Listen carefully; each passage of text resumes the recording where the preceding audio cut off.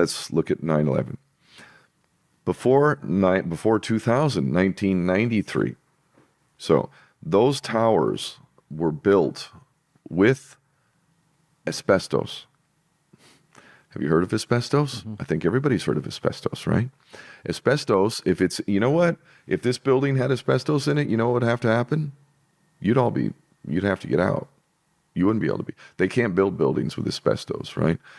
Well, by the 90s, it became clear that the asbestos in the trade towers, the Twin Towers, was killing people because they were getting cancers. Of course, all the businesses and the moneyed interest in those buildings did their best to hide it, as they do. But eventually, some suits had come through, and it became clear that the precedent had been set. These buildings had asbestos. The asbestos was getting into the lungs of people. They were developing cancers directly related to the asbestos in the buildings. That was a known fact. Now, the Port Authority of New York, which is Jew-controlled, Manhattan is controlled by the Jews. I'm sorry, all the big real estate pretty much. Oh, yeah, that's anti-Semitic. Oh, it's true, though. Wait, are you allowed to say true? Oh, for fuck's sake. So the Port Authority, who owned the Twin Towers, wanted to get out from it. They wanted to sell it, but nobody would buy it. So they tried to release their lawful ownership of it, and they had gone through a 10-year period of lawsuits, or a case, a legal case, to get out from having the liability of these buildings, right? They tried to farm it off. They couldn't do it. And they lost the final case, like where they're liable now. So now the cost to remove the asbestos from the Twin Towers was in the billions, literally. So these buildings were actually already half empty come 2000, 2001. They were already Bear Stearns, I think, or I forget, and one of those. They had already moved out because a case had come through, and like it was the precedent. Like all the companies that are leasing in that building are now going to be sued from anyone who gets any cancer, which is going to happen because there's a lot of long-term employees in there. So the buildings, again, everything I'm saying here, I can back up. I will destroy anybody who wants to debate me on this. I'll make them look stupid. These buildings were worthless. The cost of removing the asbestos was worth far more than the actual buildings themselves. The Port Authority had lost its long-standing attempt to get out from under the buildings, and we now reach 2001, July, and lo and behold, 2 Jewish billionaires buy these buildings. Most don't know. I don't know any of this. Frank Lowy, Lucky Larry Silverstein, 2 Jewish billionaires. So these are Jewish billionaires. Usually businessmen are kind of savvy about things. Usually if you're looking at a business deal where the Port Authority is trying to get rid of buildings that are full of asbestos because the liability that they would incur from trying to remove that stuff is in the billions, and they haven't been able to get rid of it. They've tried a lawsuit. They've tried a suit to get out. They can't do it. And now that these buildings are truly nothing but billions of debt and liability, 2 Jewish billionaires, Frank Lowy and Larry Silverstein, connected directly to Mossad. What is the motto of Mossad? By way of deception, thou shalt do war. These 2 Jewish billionaires connected directly to the power structure within Israel and Mossad take control of the buildings. Guess what that means? Mossad had full access to the buildings for 2 months previous to 9/11, 2001, because they just bought the buildings. Now, in that time that they bought the buildings, they doubled the insurance on the buildings. They increased the insurance. So they increased their policy on these worthless buildings. Okay, that's interesting. So these 2 Jewish billionaires just transferred billions of liability into their hands and increased the insurance. On the day, this is fairly well known, but again, people who don't know and don't care about truth and happy fucking go along with whatever they're doing in their lives, there's put options that were predicting the fall of American Airlines stock that we know are connected to the CIA. And we saw on that day, everybody was betting on the stock going down. Kind of worked out well there, because when the buildings got hit by planes, the stock of the airline companies went down, and so they made a killing. Larry Silverstein and Frank Lowy, the two Jewish billionaires who had control of these buildings, which meant the whole control of the security of the buildings was in the Jewish billionaires' hands. Mossad, we have actual video proof evidence that shows Mossad operatives in the buildings with blasting caps. So they were actually planting some explosives in the buildings, but that's not how they brought the buildings down. This is all fact. On 9/11, we saw two aluminum cans run into these steel frame buildings with girders that wouldn't even budge from that aluminum can known as a plane. And there's so many other things to throw us into smoke and mirrors, but the bottom line is if we just accept planes, there's a lot of stuff to show that it's holograms, but that just makes it harder. Let's just accept that they're fucking planes, all right? So these planes, these aluminum cans, hit buildings that are steel framed, and we see the buildings on fire. Right, first building gets hit, then the second one. Now, I'm up too in Hawaii. We were all watching this, were we not? We were all watching this, like the moon landing that didn't happen. In fact, when I was being born, they were watching it. I swear to God, my mom was in labor 17 hours. They were watching the fake moon landing while I was being born in the fucking delivery room. So anyway, on 9/11, these buildings get hit, and then we saw the buildings come down. We saw the buildings come down. Now, first off, I know Richard Gage, the head of architects and engineers for 9/11 Truth. I also was friends with a dear, lovely man, the chief fire investigator, Rudy Dent, who lost 444 of his brothers. I know both of these men. I have a beautiful relationship with Richard Gage, architects and engineers for 9/11 Truth. They all came out and said there was no way that an aluminum can with jet fuel is going to burn the support beams and bring those buildings down. That is not engineering possible at all, period. Rudy Dent, the chief fire investigator who reported on famously, he paid as well. He died from all the smoke that they inhaled. That's toxic asbestos and all sorts of shit they inhaled.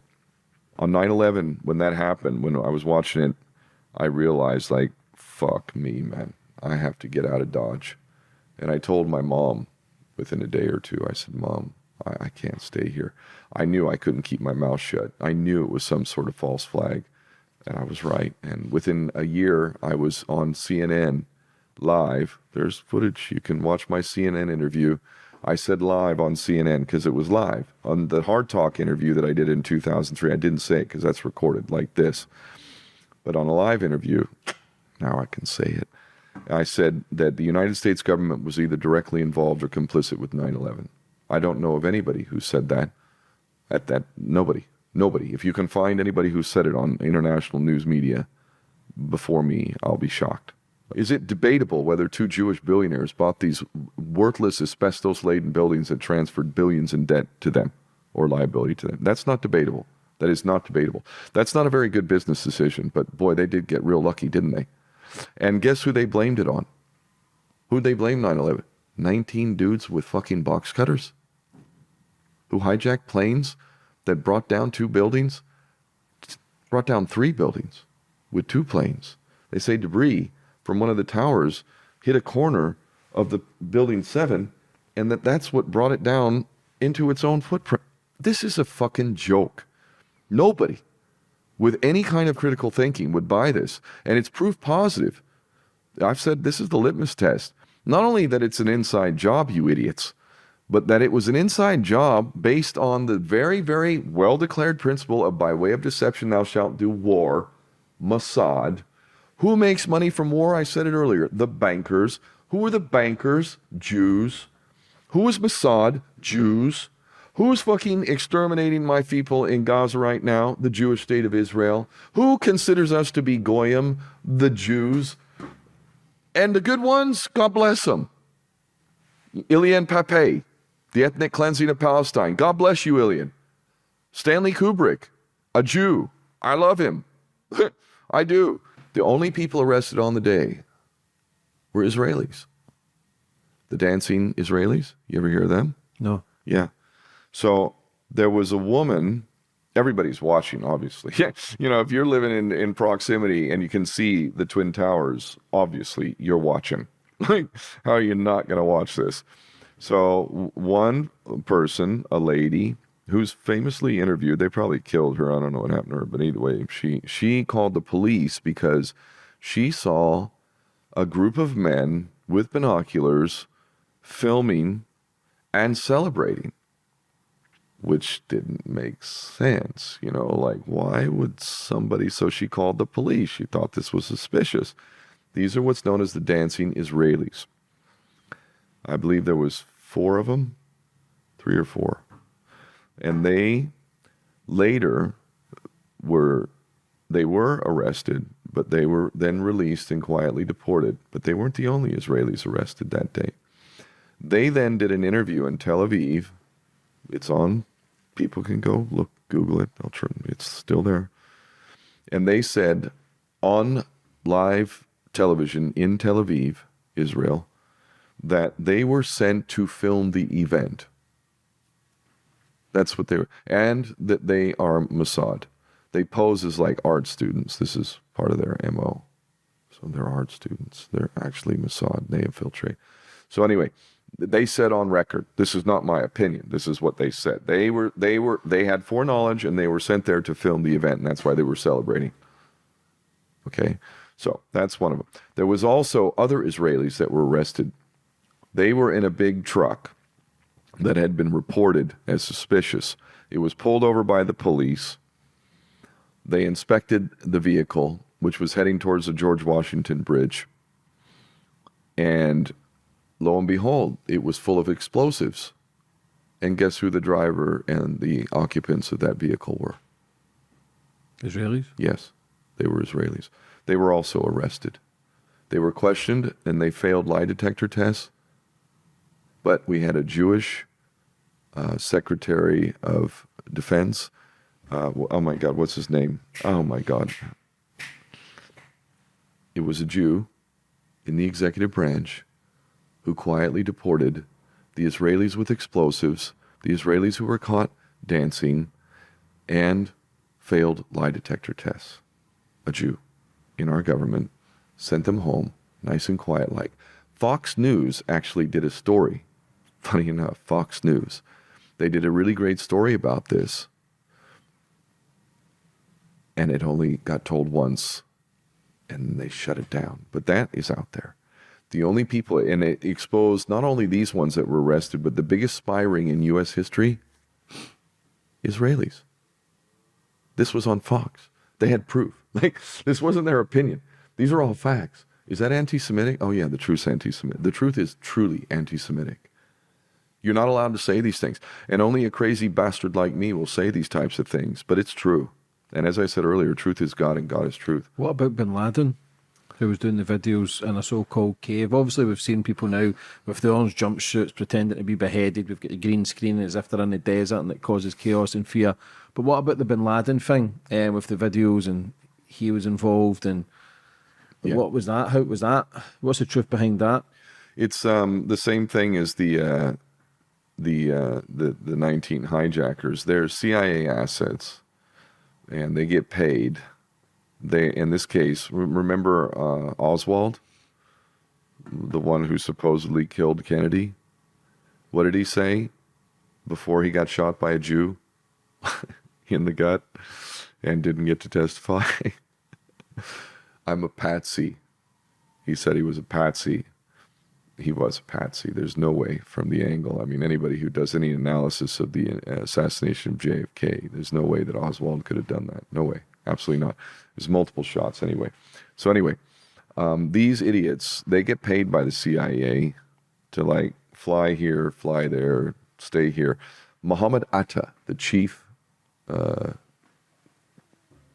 hijacker, Mohammed Atta, was hanging out in Florida at a flight school where even the flight school instructor said those guys couldn't even fly a Cessna. Literally. Was going out with a stripper and snorting cocaine. Does that sound like somebody who's on a jihad? No, it sounds like a fucking patsy, an idiot who works for the CIA, who gets money to go snort coke, have sex with strippers, and be on this plane at this time and go over here and stay in that hotel and leave your passport here. It is ridiculous, man. It is absolutely ridiculous. And it just shows, like, how fucking stupid are we seriously going to get? I mean, this has been happening over and over. So, you know, the planes, look, the Pentagon, I know enough about that too. All of the tapes surrounding the Pentagon, they were all taken away. And apparently, and they even acknowledge in the official bullshit 9/11 Commission report, which is just beyond a fucking snow job. It's ridiculous. The tapes were lost. Right. And that hole that plane was supposed to you are truly having a laugh, mate. You're having a laugh, mate. Sure. That's a good one, mate. I like that one. There was no fucking plane there.